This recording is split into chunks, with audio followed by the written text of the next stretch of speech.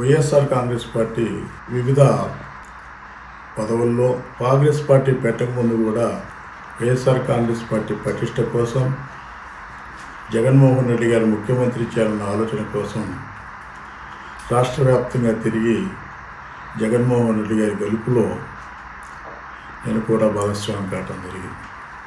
YSR Congress party యొక్క పరిస్థితి జగన్మోహన్ రెడ్డి గారి యొక్క ఒంటెద్ద పోకడ చాలా స్పష్టంగా కనపడుతుంది. ఈరోజు ఈ రాష్ట్ర పరిస్థితి చూద్దాం.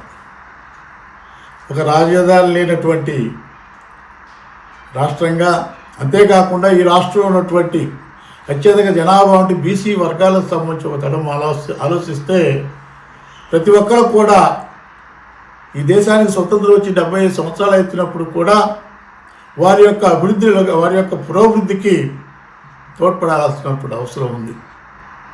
ఏదో నా ఎస్సీ, నా ఎస్టీ, నా బీసీ, మైనార్టీ వర్గాలని మాట్లాడుతున్నారు తప్ప వారి యొక్క మనోగతాలు అర్థం చేసుకునే పరిస్థితిగా తాత్కాలికంగా కొన్ని పదవుల్ని పనియారం చేసి ఆ పదవులు ఇచ్చాం, వేరు అభివృద్ధి వైపు సమాజంలో సామాజిక న్యాయం జరిగింది, సమాజంలో మార్పు వచ్చింది, బడుగు బలహీన వర్గాలతో బీసీ, ఎస్సీ, ఎస్టీ, మైనార్టీ వర్గాలకు సంబంధించిన అన్ని విధాలుగా అభివృద్ధి చెందారని మాట్లాడటం కానివ్వండి, ఈయన జగన్మోహన్ రెడ్డి గారు మాట్లాడినటువంటి సామాజిక న్యాయం కానివ్వండి, ఇది వాస్తవం కాదు.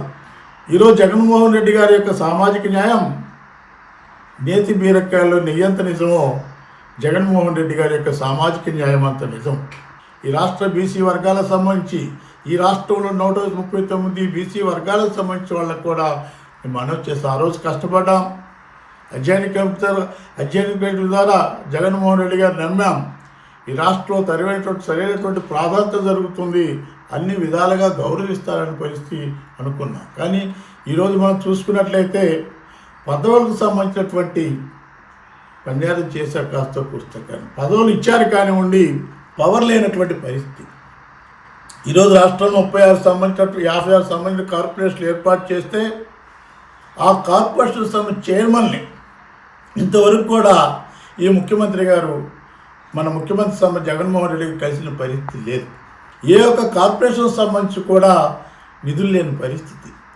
ఒకవైపున విద్యా విధానానికి సంబంధించి కానివ్వండి, మరోవైపు నుంచి విద్యా విధానానికి సంబంధించినటువంటి విదేశీ విద్యకు సంబంధించి కూడా దాదాపుగా సామాన్యుడికి, బడుగు బలహీన వర్గాలకి ఆ విదేశీ విద్యను నేర్చుకునే విధంగా కావాల్సిన సదుపాయాలు కూడా కల్పించిన పరిస్థితి కూడా దాఖలైనటువంటి పరిస్థితి.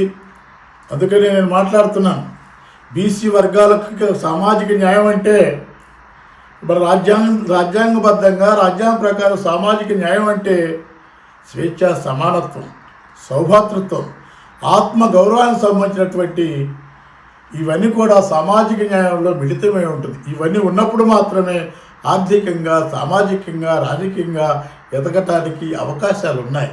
ఈరోజు ఉన్నటువంటి సామాజిక న్యాయం చూడండి, ఏ ఎస్సీ సంబంధించి, ఏ బీసీ వర్గాలకు సంబంధించిన ప్రజాప్రతినిధులకు ఏమాత్రం గౌరవం ఉందో ఈ రాష్ట్రంలో ఆ ప్రజలందరూ కూడా, సామాన్య సంబంధించిన బలహీన వర్గాల ప్రజలందరూ కూడా ఆలోచించాల్సిన అవసరం ఇక్కడ నేను మనవి చేస్తున్నాను.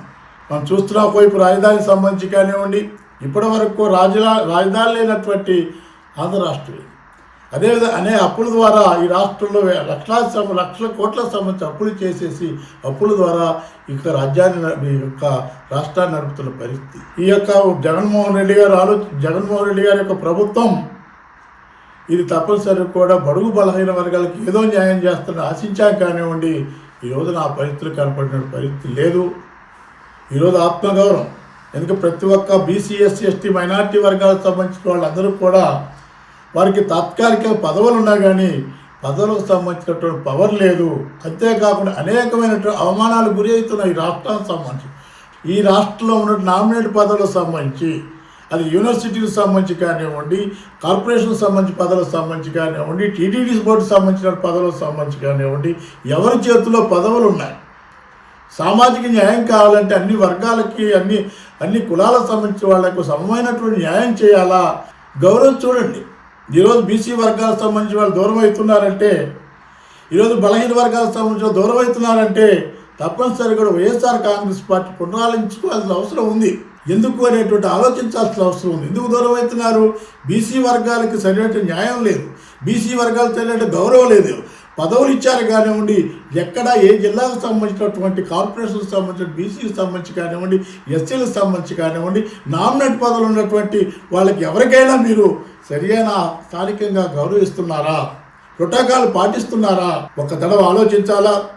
బీసీ వర్గాల యొక్క ఈ రోజున మా యొక్క పోరాటం ఆత్మగౌరవ పోరాటం. ఏ విధంగా బడుగు బలహీన వర్గాల యొక్క అండదండలతోని, మా నియోజకవర్గానికి సంబంధించిన అండదండలతోని ఎదగడం జరిగిన విషయం వాస్తవం. ఈరోజు 50% సంబంధించినటువంటి రిజర్వేషన్ సంబంధించిన విషయాలు కానివ్వండి, మీరు మాట్లాడే బీసీ డిక్లరేషన్లో 50% సంబంధించిన పనుల్ని బీసీ వర్గాలకి ఇస్తామని మాట్లాడి ఎక్కడైనా ఒక వర్క్ ఇచ్చారా? ఆ చేసిన జీవోను అమలు జరపగలిగారనే విషయాన్ని కూడా అడుగుతున్నాం. ఈ రోజున బీసీ వర్గాలు కాయిదాల కోసమో ఆర్థికంగా కాస్త కోస్తున్నట్టు సంక్షేమ కార్యక్రమాల కోసమో కాదు, ఆత్మగౌరవ పోరాటం కూడా ఈ రాష్ట్రంలో చేయాల్సిన అవసరం ఉంది.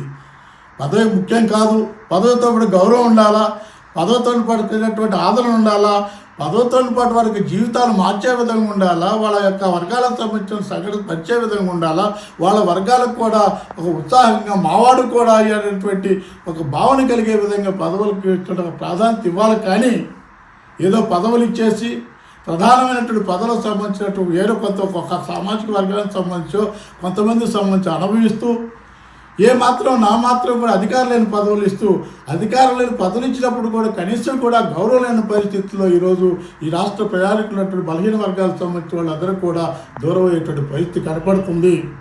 ఇది ఆలోచించాల్సిన విషయం.